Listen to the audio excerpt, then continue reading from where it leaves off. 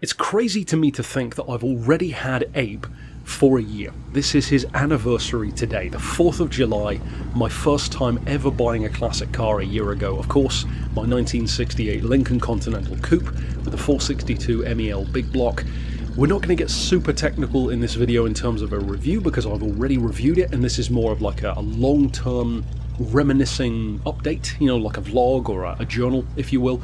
I do keep a journal, incidentally, in fact, I've kept one for each of my classics, and Abe has, of course, the most information in there because I've had him for longer. I've owned 3 more classics since then. I had the 66 Ford Galaxy wagon, my oldest vehicle to date, which was the 1953 MV Agusta motorcycle, and most notably, of course, now, my most recent purchase was the 1960 Lincoln, which I call Mary Todd, which is a Lincoln Premier Landau. Totally different car to this. Same MEL series engine, but a smaller one, a 430 in that one, 462 in this car. And of course, the most notable thing that I've done to this car had its own video on the channel as well, which was converting it to a Holley Sniper, electric fuel injection instead of carburetor. It had the carburetor when I originally bought it.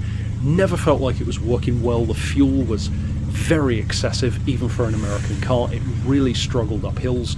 So I invested quite a lot of money, around the best part of $2,000 after fitting, into getting the EFI onto the car. There's been some vast improvement in certain ways. He starts first time every time, it sounds even better, it definitely has more power, more torque, infinitely better throttle response, so it's better in a number of ways. Downsides though, there have definitely been some teething issues. I don't know if it's maybe because of the length of the car. Some of the hosing seems to constantly work itself loose. Even at the start of this video, if you go back, you can literally see him dripping fuel onto the ground when I started the car. That's something which literally has started today. I'd just driven him and there was no issue. Now he's piddling fuel out all over the floor again. I say again because he's done it before, and it unfortunately seems to be something to do with the Holley Sniper.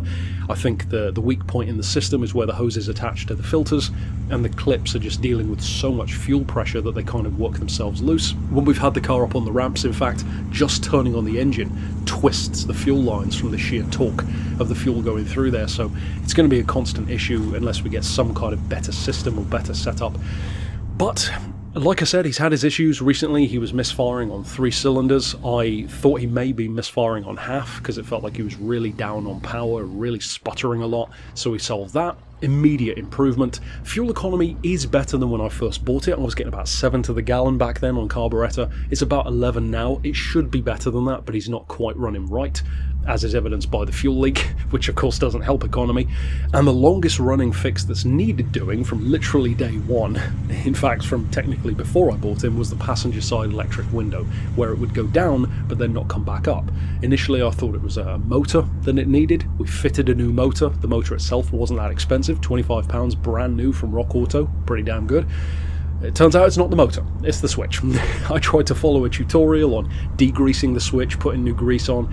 Didn't work. The switch still goes down but not back up again, so ultimately I've bitten the bullet and bought a new switch from America. I'm currently waiting for it to be delivered, which I paid £50 for.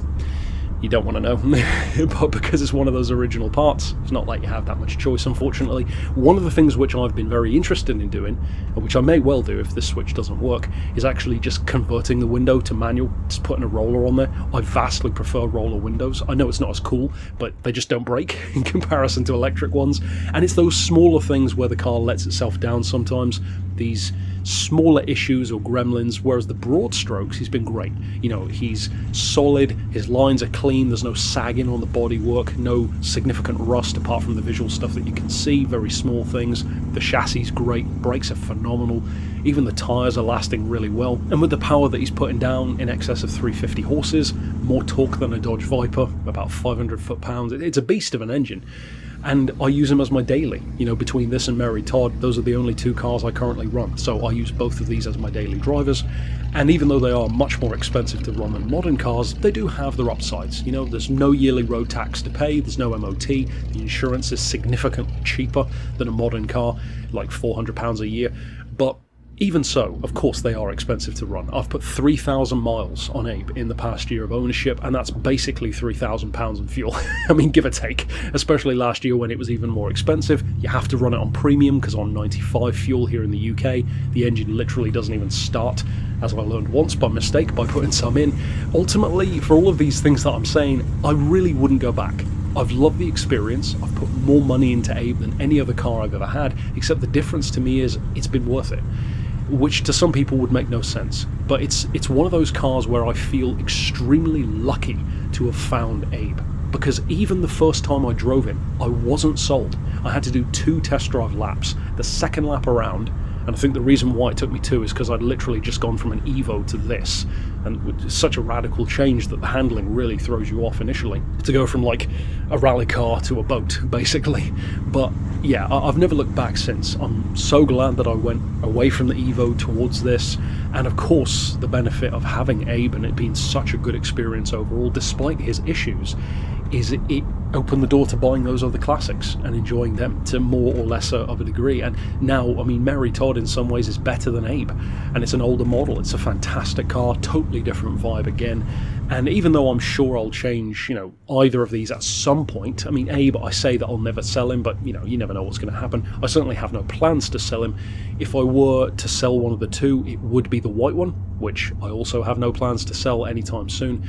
But yeah, it's a shame that I don't have more space, because I'd love to just get another car instead, but 2 really is my limit. And aside from that, a motorbike is just about all I can fit, so maybe down the line I'll get another one of those. I am thinking of getting something like a Honda DN01 at some point, because I am lazy and I like my autos. But yeah, it's just a brief check-in really to recap the year. A lot of money spent, but a lot, and I mean a lot, of happy faces. A lot of really excited passengers, a lot of fantastic car shows and car meets.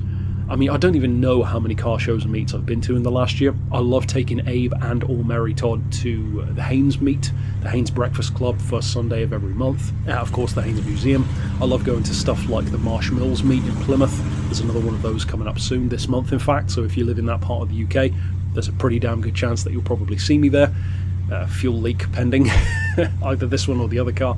But yeah, it's been an amazing experience, and I feel like more people do need to dip their toe into classic waters, because I'm not saying that it will be an easy ride, as this even brief video has definitely shown, but I wouldn't go back and make a different decision. I love Abe, he's awesome.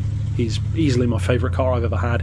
Also one of the slowest cars I've ever had, but it doesn't really matter in a car like this. He sounds incredible. Everyone loves the way he sounds. I'll actually put a link down below to a meet in Plymouth recently that someone actually snapped me having a bit of a rev battle with the Nissan 350Z, but which went about as you'd expect him. But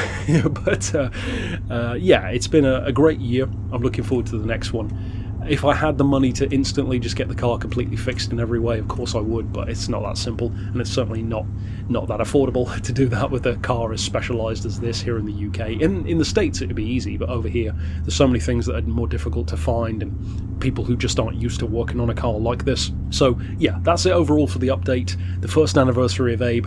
Happy anniversary, buddy, and I'm looking forward to taking you to more shows, meeting more people who love him, and certainly making a whole lot more noise. But I'll see you next time with more, and for now, as always, thanks for watching.